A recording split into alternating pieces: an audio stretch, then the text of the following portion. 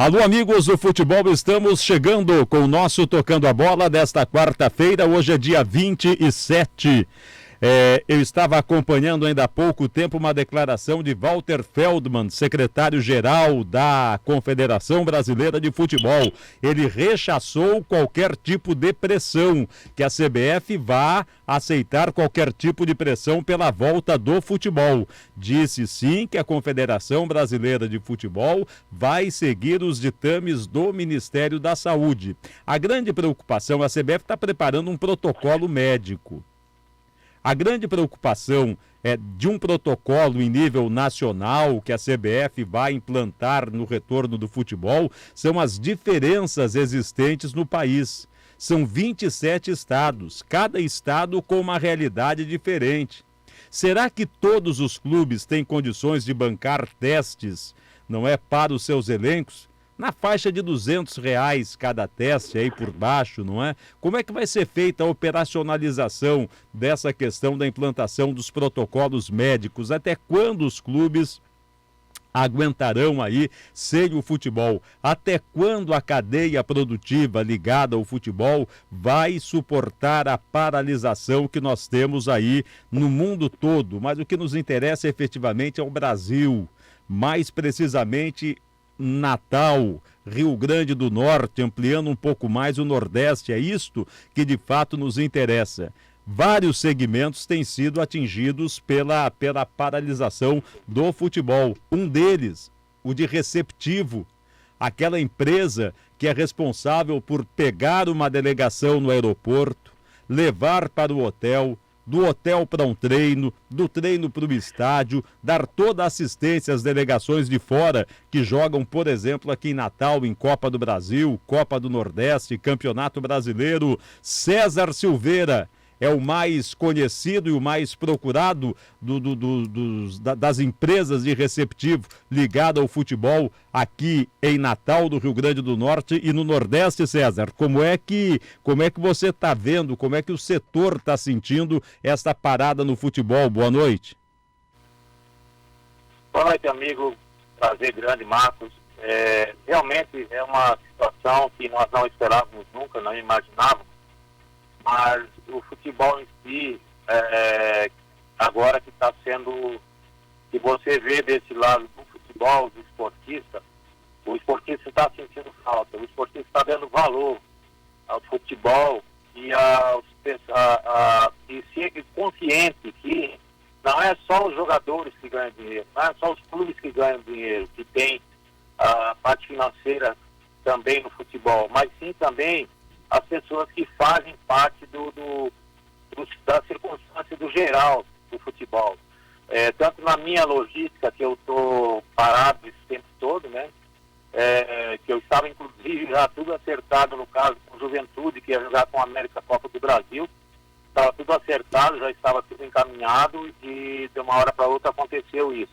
E o pessoal também é quem vende o lanche, é quem vende o refrigerante, é quem trabalha no estádio, é o segurança que trabalha, é muita coisa envolvida. Então são muitas pessoas que estão hoje afetadas pela falta do futebol, né? Então a gente sabe que a gente tem dificuldade. Hoje nós não temos mais como. Hoje mesmo eu estava conversando com um colega de Recife, que faz a logística em Recife, ele meio falando da situação, e nós sem esperança de tão cedo a gente sabe que não vai ter futebol. Porque eu acredito que não tão cedo, até porque tu vê, eu estava escutando você falando da CBF, como é que uma empresa vai liberar o futebol carioca, ou futebol paulista, e se no Recife e Fortaleza, que também são esportes na Bahia, são futebol que também são nacionais, como é que não vai liberar? Não tem como liberar onde tem muitos afetados. Então, o futebol em si, eu acredito que vai demorar um pouco, né? E nós nunca estamos preparados para nada. Nem os clubes de futebol não estão preparados, nem nós, a logística, né? Como também até afeta, por incrível que pareça, até a parte esportiva de rádio, de televisão, tudo afeta. Como afeta? E nós temos que encarar isso aí, né? E como afeta, viu, César? Toda a cadeia do futebol, não é? Porque equipes acabam diminuindo, contratos são suspensos, não é? Aquelas equipes terceirizadas acabam ficando sem ter opção, não tem mais o patrocínio, os profissionais que são contratados têm que se adaptar à nova realidade, não é? Tu tem ideia, César, de quanto o teu setor de logística foi atingido? Quer dizer, o Brasil todo, o pessoal com logística no Brasil todo deve estar sentindo, né? Porque na realidade nós somos autônomos, né? Nós não temos um valor fixo para cada equipe ou para todas as equipes, não. Nós temos a variação, porque uns pedem quantidade de água, pedem frutas, pedem outras coisas, segurança, pedem todo cuidado, às vezes o ônibus carro para o presidente, outro afeta também a alocação de mão de obra, né, que precisa de algumas coisas.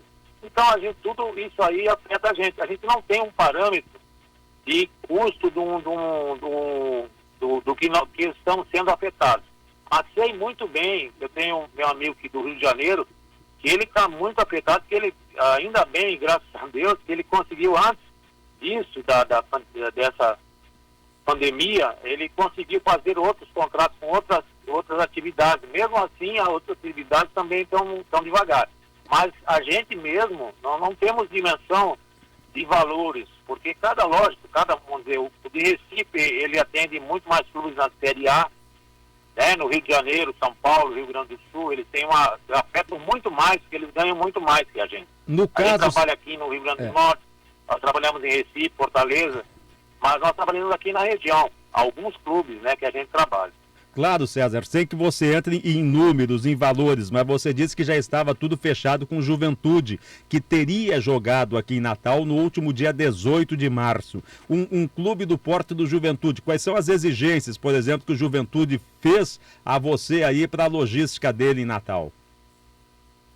Olha, o Juventude foi uma coisa atípica, né? Porque ele vinha para quando o clube vem para uma situação como o Juventude se passasse, ou até o América passando, eles ganham muito dinheiro, né? Era mais de 1,2 milhão. Isso. Né? Se não me engano, era 1,2 milhão ou era 2,2 milhões. Não, era 2 milhões. Agora. Era 2 milhões. 2 milhões, né? Então para eles queriam o quê? Eles pediram melhor hotel, eles pediram van, carro para presidente, ônibus, tudo que se imagina do bom e do melhor, como um time da Série A pede, eles também pediram. Então, hoje, em torno de valores, para ter uma ideia, eles gastariam em torno de uma parte de 5 a 7 mil reais, mais ou menos, que está nessa faixa, e eles gastariam só de logística, devido à situação do jogo. Então, eles não têm parâmetro, nem falam em 5, 7 mil reais, não, desculpe. Eles gastariam com questão de hotel também, de outras coisas, eles gastariam mais de 12 mil reais, mais ou menos. Não, logicamente, só para a minha logística, né, que estaria incluso também hotel, algumas coisas mais que eles pediram a mais. Porque quando você faz um jogo desses, eles trazem, em vez de trazer 18 jogadores, eles trazem 24, 30 jogadores. Porque eles acham necessário trazer muito, porque pode acontecer um adoecer, ou acontecer um acidente de trabalho, ou torcer o tornozelo, alguma coisa, eles têm algumas substituições, né? Já que impera 20 e poucos jogadores na súmula, né? Então eles trazem muitos jogadores, afeta mais em quantidade de tudo. Então isso aí, também a gente tem a questão dessa prioridade, dessa importância desse jogo, que seria um jogo muito importante para quem gastar 15, 20 mil reais para ganhar 2 milhões, então eles apostam muito. E isso aí são casos, né? Não são todos, logicamente. E a gente já trabalha com times pequenos, como também times grandes. A gente sabe trabalhar. Aí a gente trabalhou com o Jacuipense, né? Jacuipense o ano passado. Eles reservavam muito. De triste memória para o América. De triste memória para o América. Eles reclamaram do quê? Não, Jacuipense não reclamou de nada. Eles acharam bom demais, porque quando eu indiquei o hotel para eles ficaram maravilhados.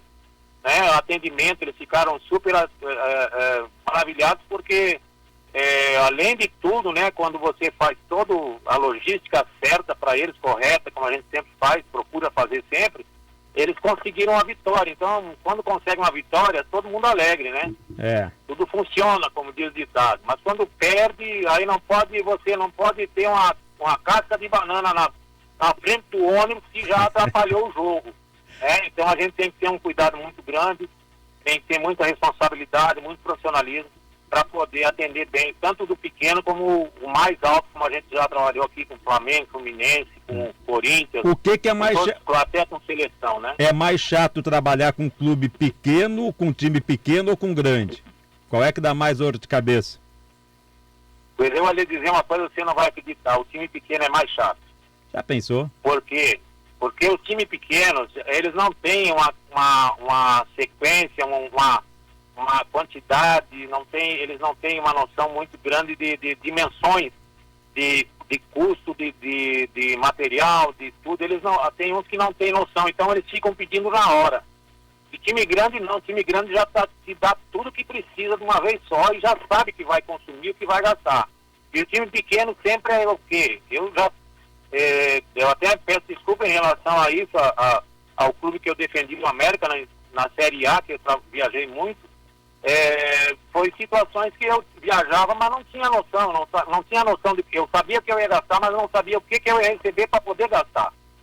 Então eu tinha que controlar o dinheiro para poder saber o que eu podia comprar, o que não podia gastar. Mas era de jogo para jogo, eu não tinha uma conformidade, porque eu não tinha disponível aquela situação que eu pudesse ter todo jogo ter uma situação daquela disponível. E é os custos que acontecem, às vezes tem que comprar um medicamento, alguma coisa a mais e você não está preparado.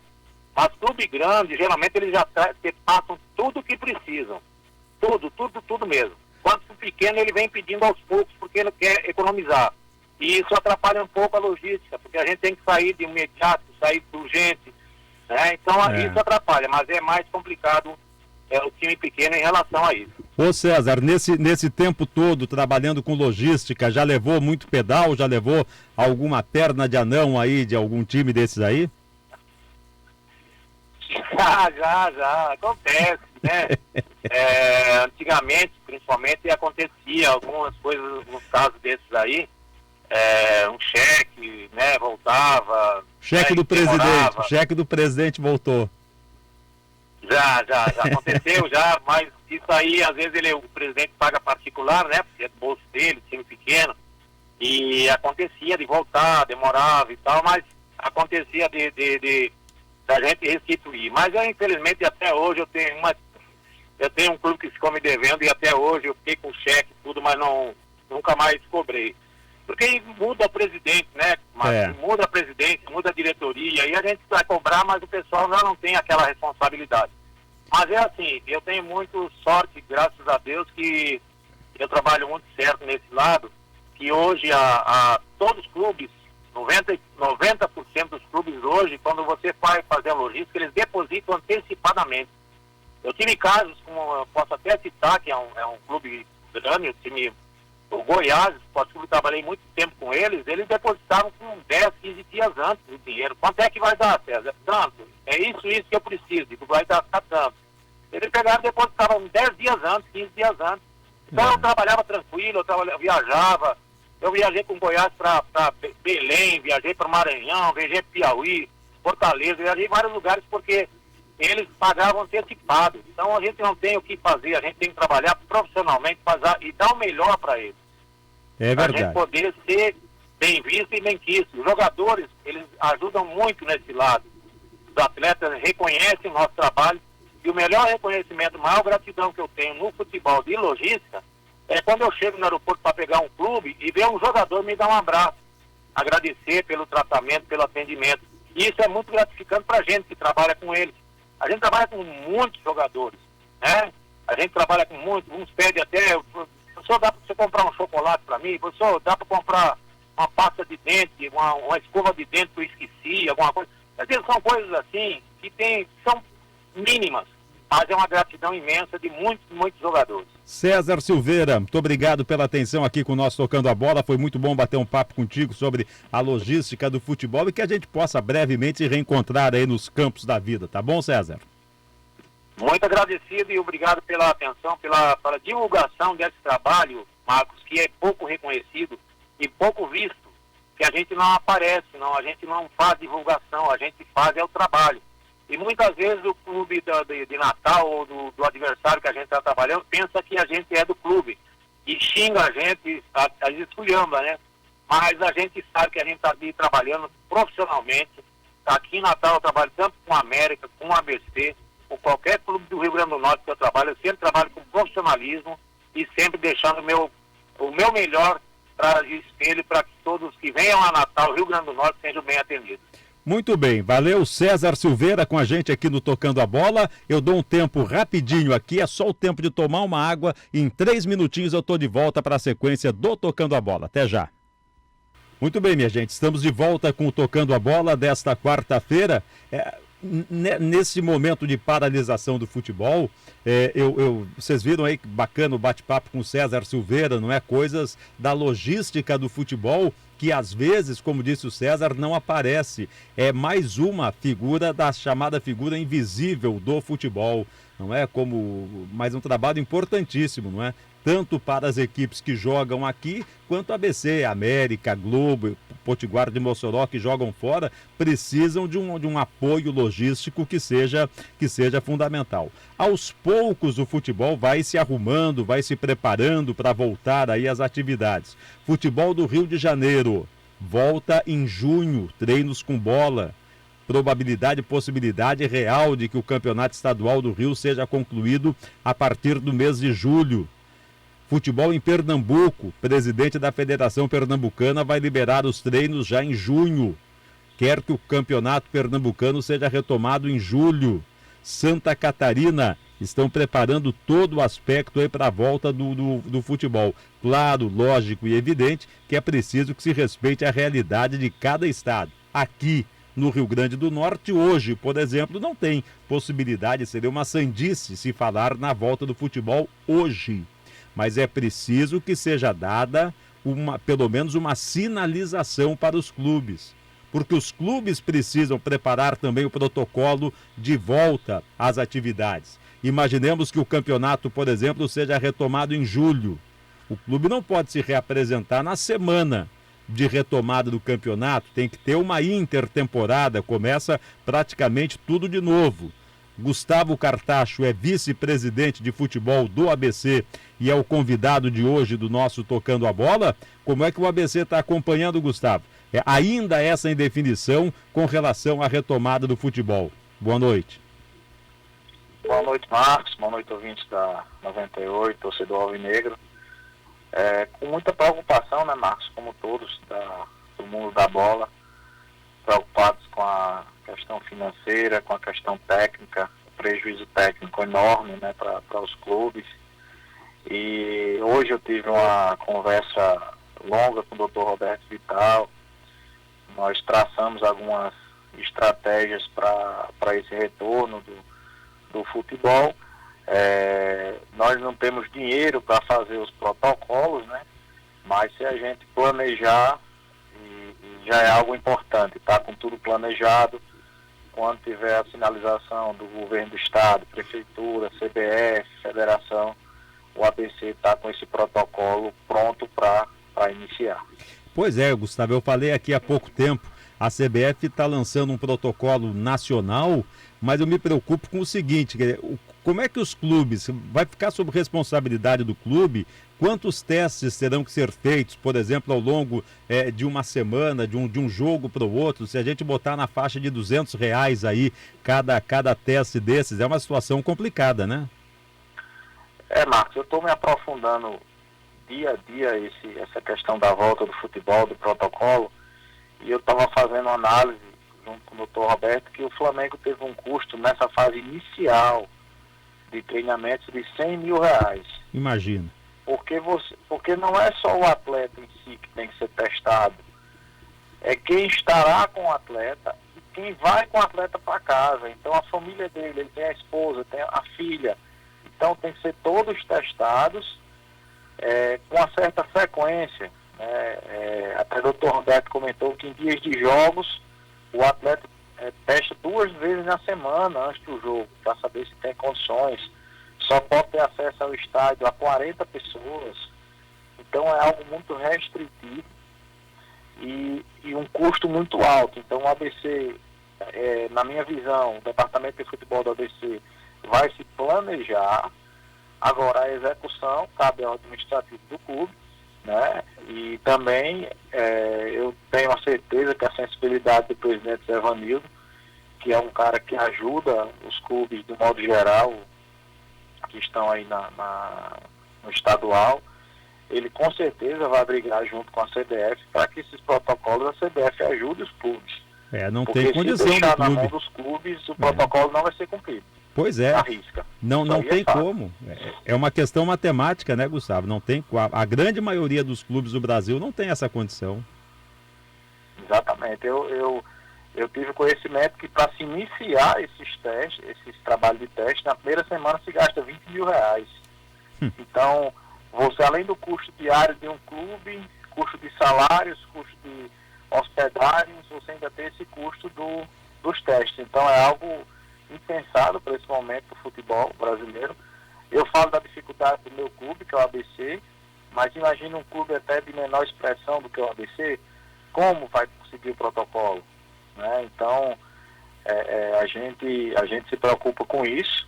Eu creio que a CBF deve ter uma sinalização em relação a isso, e o nosso presidente Zé Vanildo precisa ter também esse entendimento que a CBF precisa ajudar os clubes.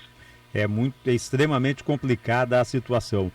Gustavo, o ABC já pensa numa possível data de retorno para que dê tempo de uma nova pré-temporada física, com os preparadores físicos, tática com o técnico Francisco Diabo? Você já tem alguma coisa em mente ou ainda não? Não, Marcos, não temos em mente quando vai ter o retorno, mas estamos antenados, como eu falei, diariamente a gente procura checar as informações via CBF, Federação, o próprio contato diário com o professor Diaco, com o pessoal do departamento físico do clube, para acompanhar, mas não se tem previsão ainda, até porque a gente não tem uma definição de cima, né?